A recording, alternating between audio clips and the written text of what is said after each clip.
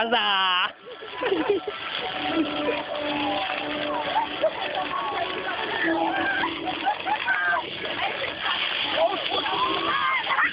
Teraz to przegięło.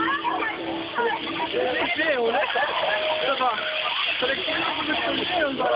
Na miejscu. Robimy takie coś, fundusze unijne.